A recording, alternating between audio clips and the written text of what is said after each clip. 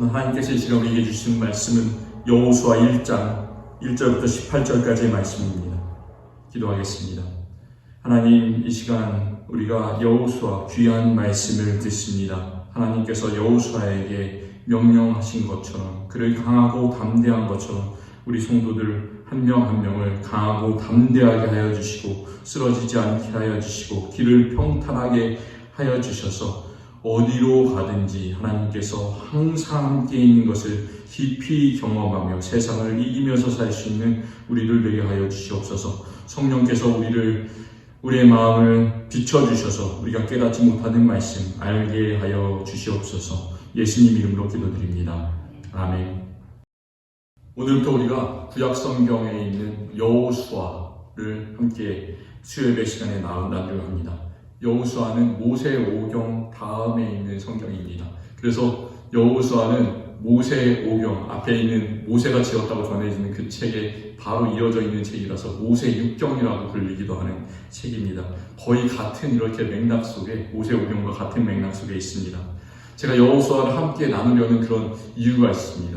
참 팬데믹이 이제 지나가면서 세상이 정말로 우리가 언제 경험해 보지 못했던 것처럼 빠르게 급격하게 바뀌고 있고, 또 우리의 믿음이, 정말 많은 사람들의 믿음이 흔들리고 있고 교회가 어려움을 겪는 그런 시기에 이 여호수아의 말씀, 하나님께서 주신 땅을 향해서 강하고 담대하게 걸어가는 여호수아와 이 사람들의 모습은 정말로 우리가 어떻게 이 세상을 살아가야 되는지, 어떻게 신앙생활을 해야 되는지에 대한 그런 대단한 교훈들을 주고 또 우리 자신을 채찍질해 주리라고 믿습니다. 그렇기 때문에 이 말씀 속에서, 이 말씀은 항상 성공했던 이야기만 있는 것이 아니라 중간중간에 보면 또 실패했던 이야기들도 있습니다. 그런 실패했던 이야기를 통해서도 우리가 하나님의 교훈을 받고 어떻게 해야 항상 강하고 담대하게 나아갈 수 있는지를 생각했으면 좋겠습니다. 또 우리가 한 가지 이 여호수아 말씀 통해서 알아야 되는 것은 여호수아, 책 제목이 여호수아입니다. 그래서 이 주인공이 구약에 있는 정말 많은 책들이, 그리고 신약에도 마찬가지고 그 주인공이 책 제목에 있는 그 사람인 것 같지만 사실은 우리가 알아야 될 것은 이 여호수아가 대단한 사람이지만 그가 주인공이 아니라는 점입니다. 이 책의 진정한 주인공은 누구일까요? 어느 책이든, 성경에 있는 어느 책이든 그 주인공은 하나님이라는 사실을 알아야 됩니다. 여호수아가 정말 능력이 있어서 이런 일을 행하는 것 같지만 결국은 하나님께서 그를 이끌어 주시기 때문에 그가 이끌어 주시는 대로 승리하고 땅을 차지하는 그런 이야기, 그러니까 진정한 주인공은 하나님이다 라는 사실을 분명히 기억하시기 바랍니다. 우리가 이번 주일, 지난 주일에 성령 강림 주일에 나눴던 그 사도행전 말씀에서 진정한 주인공은 사도행전이지만 사도들이 아니라 성령님, 그들을 감동시키고 성령을 받아서 기적을 행하게 한 그 주인공, 성령님이라는 사실을 우리가 나눴습니다. 마찬가지로 여호수아의 주인공도 여호수아가 아니라 하나님 자신이시다라는 사실 아시기를 바랍니다. 그리고 또 여호수아뿐만 아니라 우리 삶에서 주인공도 마찬가지로 내가 내 스스로를 움직이고 이끌어가는 것 같지만 결국은 그게 아니라 우리는 하나님의 목적을 위해서 하나님께서 사용하시는 도구라는 사실, 그 사실을 여호수아 이 책을 통해서 배우셨으면 좋겠습니다. 그래서 우리의 삶의 목적은 항상 우리 자신이 높아지는 그것이 아니라 그것을 통해서 내가 돈을 더 잘 벌고 내 자녀가 더 잘 되고 이런 것을 통해서, 세상적인 것을 통해서 기뻐하는 것이 아니라 정말로 우리가 기뻐해야 되는 것은, 우리가 참 그렇게 잘 못하지만 하나님께서 영광 받으시는 것을 통해서, 하나님의 이름이 높아지는 것을 통해서 우리가 기뻐해야 될 줄로 믿습니다. 꼭 그렇게 하시는 우리 성도님들이 되셨으면 좋겠습니다. 그렇다면 여호수아는 누구인지 한번 생각해 봤으면 좋겠습니다. 오늘 말씀 1절에서 우리가 살펴보면 그가 누구인지를 짧게 이야기를 하고 있습니다. 오늘 말씀 1절은 여호와의 종 모세가 죽은 후에 여호와께서 모세의 수종자 눈의 아들 여호수아에게 말씀하여 이르시니라 이렇게 말하고 있습니다. 배경을 아주 짧게 이야기를 하고 있는데 여호수아라는 사람은 아버지 이름이 나옵니다. 눈이라는 그런 아버지입니다. 그리고 모세의 수종자라고 했습니다. 모세의 수종자. 그래서 모세의 수종자라는 말은 얼마나 이 여호수아가 모세를 옆에서 잘 돕고 따랐던 사람인가 정말 그것을 잘 보여주고 있습니다. 수종자가 뭘까요? 수종자. 서번트라고 하잖아요. 서번트라고 하는데 그 말이 수종자입니다. 그런데 그런 서번트라는 말보다 한국어로 된 이 수종자라는 말이 훨씬 더 그 여호수아가 모세를 얼마나 잘 따랐는지를 잘 말씀해주고 있는 듯이 보입니다. 받들 숫자잖아요. 그렇죠? 그리고 딸을 복종할 종자. 그래서 받들고 복종했다라는 그런 말이죠. 여호수아는 모세가 120살에 죽고 나서 하나님께서 갑자기 선택한 새로운 지도자가 아니라 그러니까 갑자기 이렇게 신명기에서 모세가 죽은 다음에 너가 그 다음 지도자가 되라 이렇게 명령을 주신 지도자가 아니라 그 전부터 계속해서 지도자로서 준비되어져 오고 있었던 그런 사람이었습니다. 출애굽기 33장 11절에 이런 말씀이 있습니다. 모세는 진으로 돌아오나 눈의 아들 젊은 수종자 여호수아는 회막을 떠나지 아니하니라. 이 말이 무슨 뜻일까요?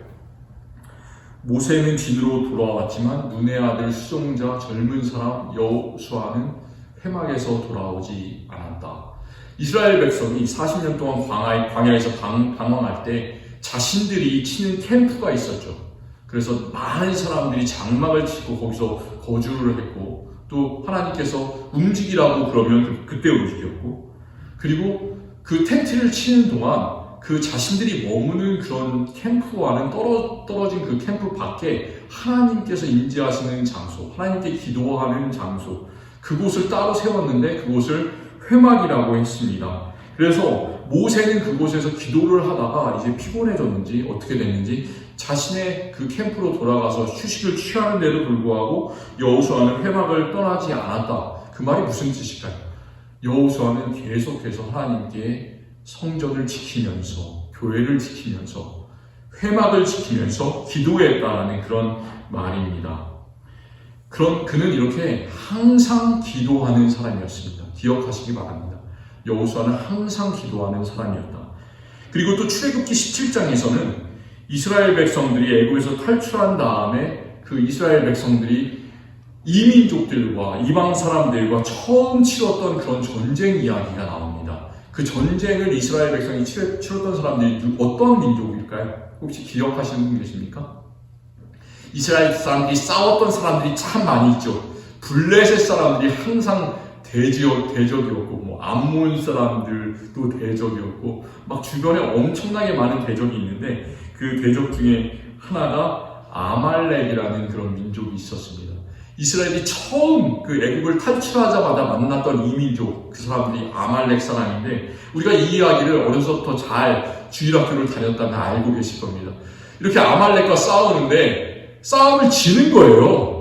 그런데 이길 때도 있습니다. 모세가 산에 올라가서 손을 딱 들고 있으면 이깁니다. 전쟁에 이스라엘 백성들이 아말렉을 딱 치면서 나가게 되고 그런데 팔이 피곤하게 되겠죠. 1시간, 2시간 어떻게 팔을 들고 있습니까? 그러니까 팔을 내리면 또 이스라엘 백성들이 아말렉한테 밀리고 그래서 생각한 방법이 모세의 형 아론이 있었고 또 그 옆에서 친척이었던 이 두 사람이 아론과 훌이 왼손 오른손을 이렇게 떠받들면서 항상 팔을 들고 있게 만들었지 않습니까? 그래서 이스라엘이 승리한 이야기가 출애굽기 17장에 있는 그 아말렉과의 전쟁의 이야기입니다. 그런데 우리가 이 이야기를 생각할 때 모세가 팔을 들고 있었다. 그리고 모세의 주변에 팔을 아론과 훌이 이렇게 떠받들어서 붙들었다라는 사실은 기억하는데 한 가지 정말 중요한 것은 우리가 잊어버립니다. 그게 무엇이냐면 정작 전쟁터에서 싸워서 그 앞에서 아말렉과 전쟁을 치렀던 그 지도자가 누구였는가? 그 사실을 우리가 쉽게 잊어버립니다. 그가 누구였을까요? 그 사람이 바로 젊은 여호수아였습니다. 그러니까 이 여호수아 1장이 쓰여지기 전에 이미 40년 전부터 여호수아는 젊은 사람이었는데도 불구하고 전쟁에 나가기를 두려워하지 않는 사람, 바로 행동하는 신앙인이었다라는 그 사실을 기억하시기를 바랍니다. 이렇게 여호수아는 기도하는 사람이었고 행동하는 신앙인이었습니다.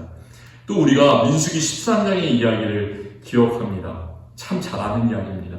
모세가 이제 또 이스라엘 12지파 중에서 한 명씩을 뽑아서 그들이 앞으로 하나님께서 정복하라고 주신 그 가나안 땅을 탐지하기 위해서 정탐꾼으로 스파이로 이렇게 보냈는데 에브라임 지파 가운데서 뽑혔던 사람이 여호수아였습니다. 그래서 그 12명은 그 땅에 있는 모든 것들을 다 둘러보고 오게 되어 있었습니다. 가나안에 있는 사람들은 어떤 사람들인지, 성들은 얼마나 강건한지, 견고한지, 땅에서는 어떤 열매가 나는지, 얼마나 땅이 비옥한지, 이런 모든 것들을 다 살펴보고 백성 가운데로 돌아왔는데 그 중에 부정적인 보고를 한 사람들이 대다수였습니다. 10명이나 부정적인 보고를 했습니다. 12명 중에. 그 사람들이 이렇게 말했습니다. 그 사람들의 상황과 비교해 봤을 때 우리들은 너무나 작습니다. 거기에는 다 거인들이 살고 있습니다. 그리고 가나안에 있는 성들은 전부 다 견고해서 우리가 칠 수가 없습니다. 그 말이 거짓말일까요? 진짜일까요? 그 말은 정말입니다. 진짜 그 사람들이 눈으로 본 것이, 객관적으로 봤을 때 경험한 것이 정말 이 성은 칠 수가 없다. 그래서 그 사람들이 마음속으로 느낀 게 뭐였냐면 이런 말을 하고 있어요. 우리는 그 사람들과 비교해 봤을 때 메뚜기 같다라고. 메뚜기 같다. 사람이 아니라 우리는 그 사람들은 사람이고 우리는 메뚜기 같다. 메뚜기는 그냥 삶아 먹으면 없어지는 것이잖아요. 그냥 딱 쳐버리면 죽어버리는 존재잖아요. 그렇게 되는 것이다. 이 말은 정말 맞는 말입니다. 그런데 오직 두 사람만, 여호수아 그리고 유다 지파를 대표해서 정탐하러 갔던 갈렙, 이 두 사람만은 반대의 의견을 냅니다. 그 땅을 취하자 우리가 능히 이기리라 말했습니다. 어떻게 다 다른 사람들은 아니오라고 그러는데 이 사람들은 예라고 얘기할 수 있었을까요? 그 사람들은 미친 걸까요? 그렇지 않죠. 그 사람들은 믿음의 사람이었기 때문에 다른 사람들이 보지 못하는 것을 이 사람들은 정말로 바라볼 수 있었던 사람이었습니다. 그러니까 여호수아는 항상 모세가 진영으로 돌아간 다음에도 그 자리를 지켰던 기도의 사람, 그리고 앞장서서 행동했던, 전쟁에 나갔던 행동의 사람, 그리고 다른 사람들은 전부 다 아니오라고 하는데 예라고 말할 수 있었던 용기 있는 사람이었다는 사실을 기억하셨으면 좋겠습니다. 또 여호수아는 다른 이름이 있었습니다. 그 이름이 호세아입니다. 호세아. 구약 성경에 있는 그 뒤에 있는 호세아 선지자와 고멜을 사랑해서 데리고 왔던, 하나님의 사랑을 보여줬던 그 선지자 호세아와 똑같은 그 이름이었습니다. 그 호세아라는 이름의 뜻은 뭐냐면 구원이에요. 구원. 그런데 모세는 호세아라는 이름보다 더 좋은 이름으로 바꿔서 불렀습니다. 하나님께서 아브람을 아브라함으로 바꿔서 부른 것처럼 그렇게 부르신 거예요. 그 바꿔서 부른 이름이 바로 여호수아였습니다. 호세아 이름도 뜻이 참 좋잖아요. 구원이라는 뜻인데 왜 그 구원이라고 부르지 않고 여호수아라고 불렀을까요? 얼마나 더 좋은 뜻이 있길래 그렇게 불렀을까요? 여호수아라는 이름의 뜻은 그냥 단지 구원이 아니라 여호와께서 구원하신다. 하나님께서 구원하신다라는 말입니다. 그러니까 여호수아가 능력이 뛰어나서 이스라엘 백성들을 구원한다는 말이 아니라 하나님께서 능력이 뛰어나시기 때문에 하나님께서 이스라엘 백성들을 구원하신다라는 그런 말입니다. 여호수아가 아무리 기도의 사람, 행동의 사람, 용기의 사람이더라도 자신의 능력으로 이스라엘을 구원하는 것이 아니라 오직 하나님께서만 우리를 구원할 수 있다라는 사실을 여호수아라는 이름이 너무나 잘 보여주고 있습니다.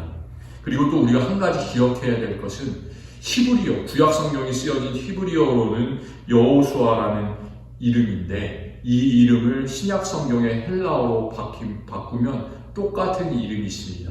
우리가 누구나 잘 아는 이름으로 바꿔집니다. 이름이. 그 이름이 무엇일까요? 여호수아를 신약 성경식 이름으로 바꾼 이름.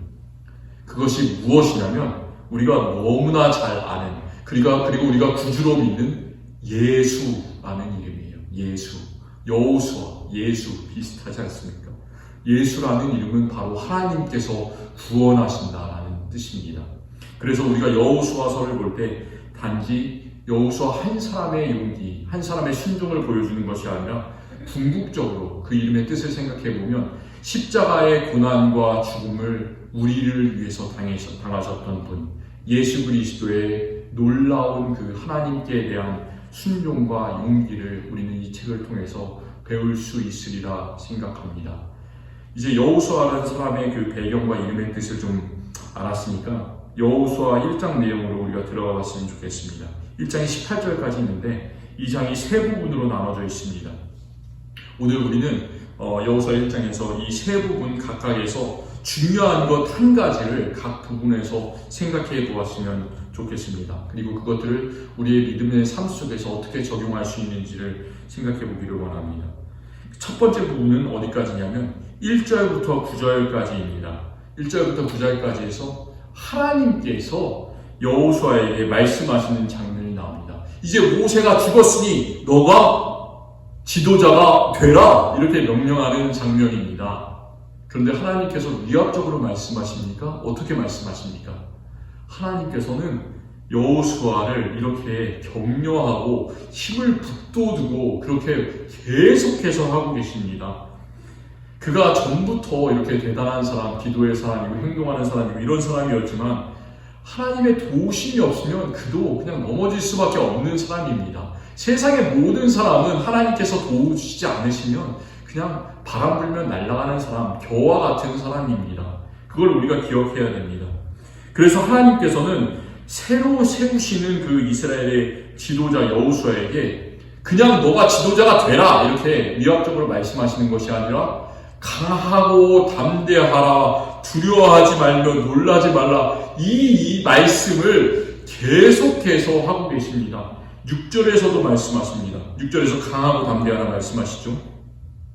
또 7절에서는 한마디를 더 하십니다. 오직 강하고 극히 담대하여 또 좌로나 우로나 치우치지 말라 이렇게 또 말씀하십니다. 또 9절에서는 정말로 우리가 힘들 때마다 힘이 되는 그런 말씀을 하고 계십니다. 정말로 힘들 때마다 이 말씀은 꼭 기억하고 암송하셨으면 좋겠습니다. 우리가 9절 말씀 한번 같이 읽어봤으면 좋겠습니다. 내가 내게 명령한 것이 아니냐 강하고 담대하라 두려워하지 말며 놀라지 말라 네가 어디로 가든지 내 하나님 여호와가 너와 함께 하느니라 하신다. 아멘. 예, 정말로 이 말씀 우리가 늘 기억하셨으면 좋겠어요. 우리가 어떤 상황에 있을 때마다 하나님께서 강하고 담대하고 두려워하지 말며 놀라지 말라 항상 내가 함께 너와 있다라는 그 사실 우리의 마음속으로 외우시고 읊조리시고 또 강하게 내 스스로에게 명령을 하셨으면 좋겠습니다. 하나님께서는 이렇게 임마누엘 우리와 늘 함께 하시는 하나님이십니다. 이 말씀이 이루어지기 위해서는 딱 한 가지 조건이 있습니다. 강하고 담대하기 위한 조건, 그 조건이 무엇일까요? 어떻게 하면 우리가 강하고 담대할 수 있을까요? 우리가 이 말씀을 외우고 이 말씀을 기억하기 하는 것도 중요하겠지만 8절 말씀을 우리는 기억해야 됩니다. 우리가 강하고 담대하기 위한 조건은 이 율법책을 내 입에서 떠나지 말게 하며 주야로 그것을 묵상하고 기록된 대로 다 지켜 행하라. 하나님의 말씀을 기억하고 묵상하고 그 안에 기록된 대로 행하는 것, 그것이 우리가 강하고 담대할 수 있는 조건입니다. 참 요즘에 세상이 많이 좋아졌어요. 우리가 성경책을 그냥 읽는 것이 힘든 분들이 있잖아요. 우리가 또 시력이 안 좋을 수도 있고 눈이 피곤할 수도 있고 그때 비디오를 보면서 오디오를 들으면서 읽을 수 있는 그런 앱들이 너무나 많이 생겼습니다. 그런 방식으로라도 우리가 하나님의 말씀 늘 하루에 한 장씩, 두 장씩, 세 장씩 읽으셨으면 좋겠습니다. 그래서 꼭 1년에 한 번씩은 우리 모든 성도님들이 성경을 한 번씩은 읽고 어디에 무슨 이야기가 나오는지 아는 것보다 더 중요한 것은 그 말씀 속에서 내가 하루하루 말씀에 힘을 받는 것, 하나님께서 나에게 어떻게 말씀하시는가, 그 말씀하시는 하나님의 뜻을 찾아내는 것, 그렇게 살아가셨으면 좋겠습니다. 오늘 두 번째 부분, 1장의 두 번째 부분은 10절과 11절 말씀입니다. 여기서는 하나님께서 9절까지 말씀에서 전한 명령, 그 명령을 다시 여호수아가 백성의 관리들에게 전하고 백성의 관리들은 두루 다니면서 알려서 백성들을 준비시키는 장면입니다. 이제 9절까지는 하나님께서 여호수아 한 사람을 지도자로 세우셨다면 그가 받은 명령을 이스라엘 온 백성에게 전하는 그런 장면이 나옵니다. 하나님의 명령을 우리가 듣는다면 어떨까요? 하나님께서 갑자기 오늘 나타나셨어요, 나에게. 그래서 이렇게 해라, 이렇게 명령을 주십니다. 그 마음속에 그런 강한 메시지가 들었습니다. 우리는 참 두렵습니다. 마찬가지로 여호수아도 두려웠겠죠. 하나님의 명령을 전하기를 주저할 수도 있습니다. 우리가 큰일이 일어나면 우리가 좀 결정해야 될 때 좀 힘든 일들, 아주 큰 일들이 있으면 보통 이렇게 대답하면서 시간을 봅니다. 저도 이걸 참 잘합니다. 좀 생각할 시간을 좀 주십시오. 이렇게 얘기하죠. 그리고 우리가 교회에서는 주로 이렇게 많이 이야기합니다. 어떻게 이야기합니까? 뭘 해야 되는데 결정하기 참 힘들대. 이현수 권사님께서 참 잘하시네요. 네, 우리가 그렇게 말해야 될 필요가 있습니다. 이렇게 기도해 보겠습니다. 그 말은 정말 좋은 뜻이에요. 어떤 뜻이냐면 기도해 보겠습니다라는 말은 정말 진짜 기도해 보겠습니다. 시간이 좀 더 필요합니다. 하나님의 뜻을 분별하겠습니다.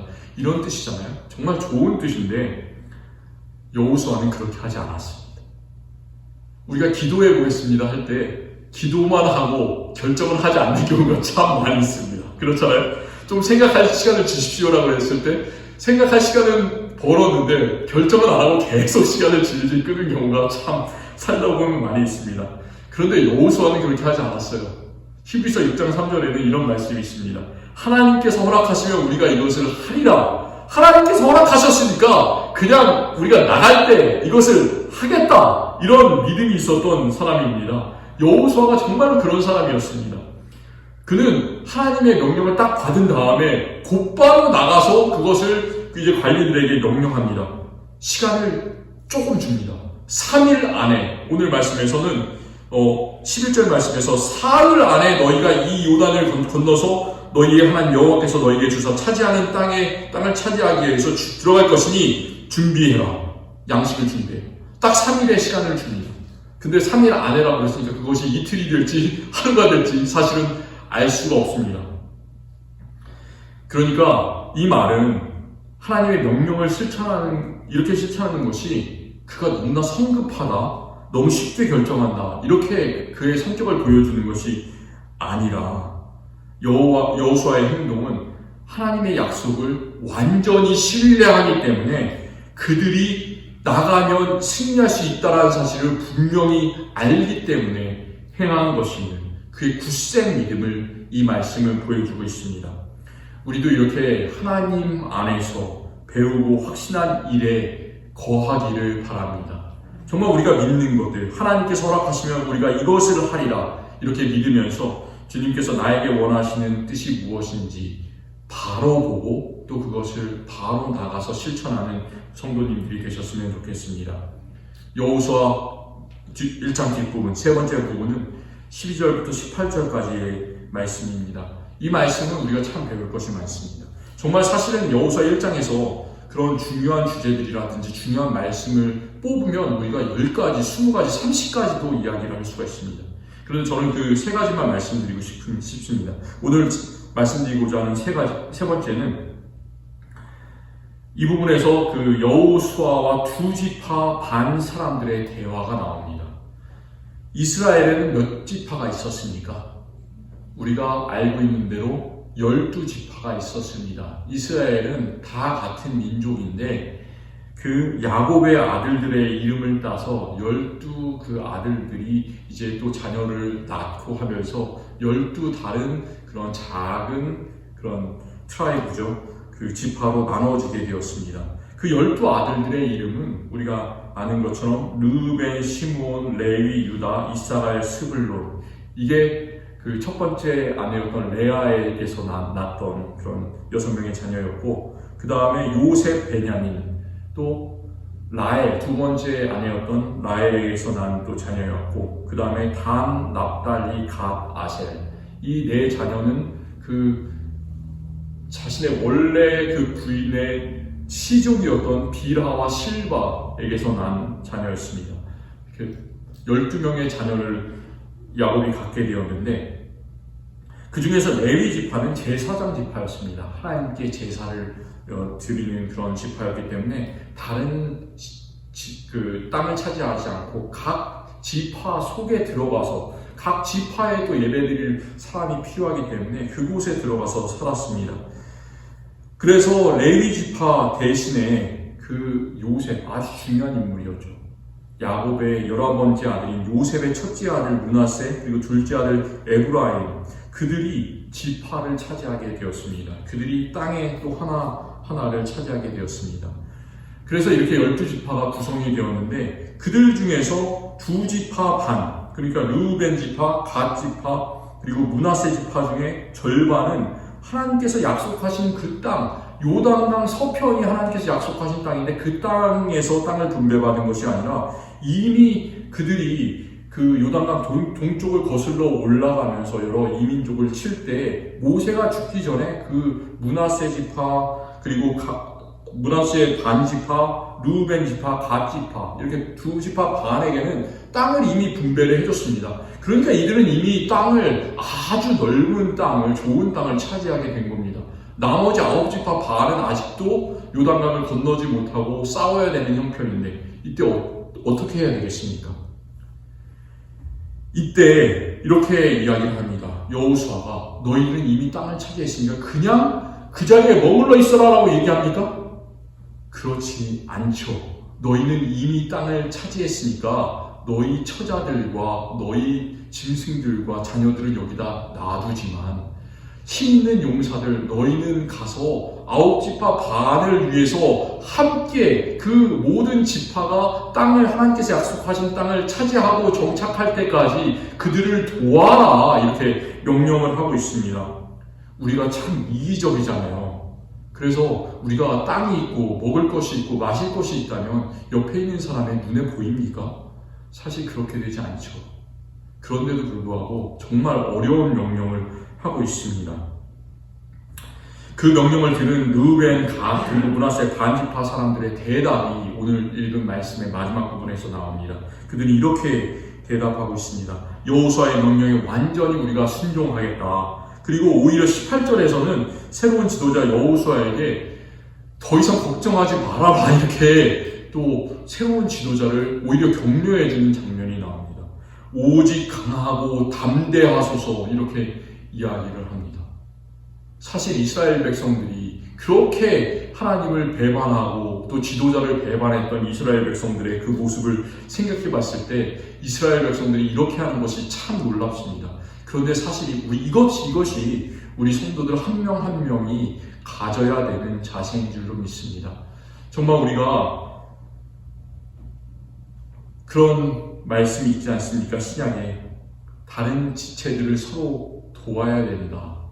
그리고 내가 서로 잘났다고, 손이 잘났냐, 발이 잘났냐, 귀가 잘났냐, 그렇게 하다 보면 서로 물고 뜯고 싸워서 될 수 있는 일이 아무것도 없다. 그런 말씀이 고린도 전서에서는 계속해서 나오고 있지 않습니까? 그것처럼 우리가 기뻐할 때 함께 기뻐하고 다른 지체가 아파할 때 함께 아파해야 될 줄을 믿습니다. 이렇게 여호수아 1장 말씀이 우리에게 말씀하는 것처럼 우리는 두려워하지 말고 강하고 담대하고 놀라지 마는 그런 삶을 살아갔으면 좋겠습니다. 그리고 또 두 번째로 우리가 살펴보았던 것처럼 하나님께 받은 사명이 있다면 그것을 생각해 보겠습니다. 기도해 보겠습니다. 이렇게 하루 이틀이면 모르겠지만 1년, 2년, 3년을 그렇게 시간을 끄는 것이 아니라 정말 우리가 하나님 안에서 받은 명령, 메시지를 실천하면서 살아가는 저와 우리 모든 성도님들이 됐으면 좋겠습니다. 또 오늘 이렇게 두 지파 반 그 백성들이 이야기를 했던 것처럼 하나님께서는 하나님의 일을 마치기까지 우리 모든 성도들이 함께 하나님께로 나아가기를 원하신다는 사실을 기억하면서 옆에 있는 지체들을 돕고 격려하는 우리들이 되었으면 좋겠습니다. 그때 하나님께서는 우리를 여호수아처럼 그리고 이스라엘 백성들처럼 사용하셔서 하나님의 놀라운 일들을 성취하시기까지, 이루시기까지 행하실 줄을 믿습니다. 하나님 감사합니다. 오늘 여호수아 1장의 말씀을 통해서 여호수아가 얼마나 믿음의 사람이었는지, 기도하는 사람이었는지, 행동하는 사람이었는지, 용기 있는 사람이었는지를 우리가 알 수 있도록 하시니 감사합니다. 또 그 이름의 뜻처럼 정말로 하나님께서 구원하신다. 우리가 온전히 우리가 잘나서 우리 스스로를 이롭게 하고 구원하는 것이 아니라 온전히 하나님께만 구원이 있음을 알 수 있도록 하시니 감사합니다. 하나님, 정말로 하나님께서 여호수아를 세워주셨던 것처럼 우리 각 사람을 우리가 있는 자리에서 세워주시옵소서. 정말로 주님의 백성으로 세워주시고 왕같은 제사장으로 세워주시고 거룩한 나라로 세워주셔서 우리가 있는 자리에서 하나님을 잘 섬길 수 있게 하여 주시옵소서. 머뭇거리지 않고 우리가 받은 달란트들이 있다면 주님을 위해서 바로 사용할 수 있게 하옵소서. 또 정말로 그의 말을 순종했던 두 지파 반의 사람들처럼 우리가 옆에 있는 지체들을 함께 섬기면서 살아나갈 수 있는, 그리고 믿음 생활할 수 있는 사람들 되기를 원합니다. 주님, 역사하여 주시옵소서. 우리들 변화시켜 주시옵소서. 우리 마음속에 있는 온갖 이기심이 벗어지고 주님을 위해서, 지체들을 위해서, 하나님을 위해서, 이웃을 위해서 살아갈 수 있는 우리 모든 성도 될 수 있도록 변화시켜 주시옵소서. 예수 그리스도의 이름으로 기도드립니다. 아멘.